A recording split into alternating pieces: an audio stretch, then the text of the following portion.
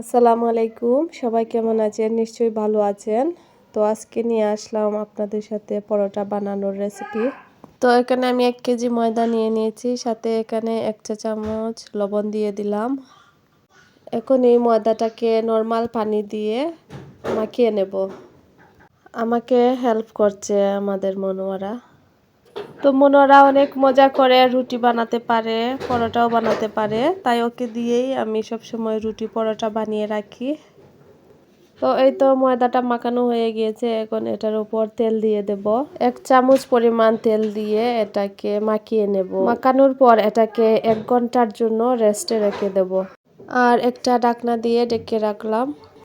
তো এখন চলুন আপনাদের সাথে শেয়ার করি আমার শাশুড়ি আমার জন্য কি পাঠিয়েছেন। চলুন খুলে দেখি, এখনো দেখি নাই। কি হতে পারে আপনারা একটু গেস করুন তো। তো প্রায় খুলে ফেলেছি। তো কেউ কোনো গিফট পাঠালে এইভাবে খুলে দেখতে আমার কিন্তু অনেক ভালো লাগে, আমি অনেক এনজয় করি। তো এখানে ছিল দুটো সানস্ক্রিন আর দুটো সিরাম। মাশাআল্লাহ, এই সানস্ক্রিন আর সিরামগুলো এত ভালো। সারাদিন ব্যস্ত থাকার কারণে আসলে স্কিনটার যত্ন নেওয়া হয় না। পরবর্তীতে দেখা যায় আসলে স্কিনে অনেক প্রবলেম হয়, দাগ হয়ে যায়। তাই আমাদের উচিত অবশ্যই স্কিনের যত্ন নেওয়া, এর জন্য ভালো প্রোডাক্ট ব্যবহার করা। তো এই তো অলরেডি একটা আমি ইউজ করছি সিরাম আর সানস্ক্রিন, মাশাআল্লাহ অনেক ভালো।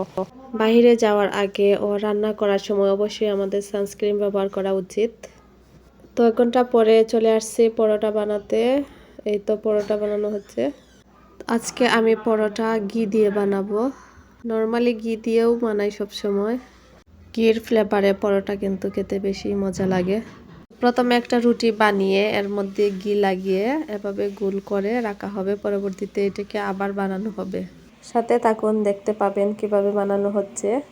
আর মনোরা এভাবে রুটি বানাচ্ছিল, আমিও তাকে হেল্প করছিলাম ঘি লাগিয়ে দিয়ে। তো রেকর্ড করার সময় বলছিলাম তুমি লাগাও, আমি একটু রেকর্ড করি। ও লাগিয়ে দেখাচ্ছিল। তো পরোটা সকালে নাস্তায় চায়ের সাথে মাংস বা ডিম ভাজির সাথে অনেক ভালো লাগে। এই তো আমার বাচ্চারাও চলে আসছে, ওরা ছাড়া কোনো কাজই হবে না, সব কাজে ওরা আসবে। তো পরোটা বানানো শেষ, এখন আমি ফ্রিজে রেখে দেব। আপনারা যদি এভাবে ফ্রোজেন করে পরোটা বা রুটি বানিয়ে বক্সে রেখে দেন তাহলে সকালে বলা বলির কোনো টেনশন থাকে না, খুব সহজেই নাস্তা বানিয়ে খাওয়া যায়। মাশাআল্লাহ, আমার মেয়েও এসে আমাকে হেল্প করছিল। আমি এভাবে বক্সে করে রেখে দেই, তাহলে অনেক দিন ভালো থাকে। এই তো পরোটা রেখে দিলাম ফ্রিজে, এখন শুধু সকালে বানিয়ে বানিয়ে খাবো। তো আমি দুটো পরোটা বানিয়ে দেখাচ্ছি কেমন হলো। প্রথমে ভালো করে পরোটাগুলোকে সেঁকে নেব। তারপর এখানে অল্প তেল আর অল্প পরিমাণ ঘি দিয়ে তো সেঁকে রাখা পরোটাগুলোকে এখানে আমি আবারও ভাজি করে নেব। শুধু তেল দিয়েও এখানে পরোটা ভাজি করা যায়। ভালো করে আমি দুপাশ থেকে পরোটাকে ভাজি করে নিচ্ছি। এই পরোটা কিন্তু আমার চায়ের সাথে খেতে অনেক বেশি ভালো লাগে। তো আপনারা অবশ্যই ট্রাই করবেন এই পরোটা। হোমমেড পরোটার স্বাদই আলাদা। তো এই তো আমার পরোটা শেষ ভাজি করে। এইভাবে একটু ব্রাউন কালার করে নিয়ে খেতে কিন্তু বেশি মজা লাগে। আমি একটা ভেঙে দেখাচ্ছি আপনাদের কেমন হলো। অনেক গরম ছিল তাই নিচ থেকে একটা পরোটা নিয়ে নিলাম। মাশাআল্লাহ, অনেক সুন্দর হয়েছে আর খেতেও কিন্তু অনেক মজা হয়েছিল। মাশাআল্লাহ, সবাই ভালো থাকবেন। ধন্যবাদ আমার সাথে থাকার জন্য।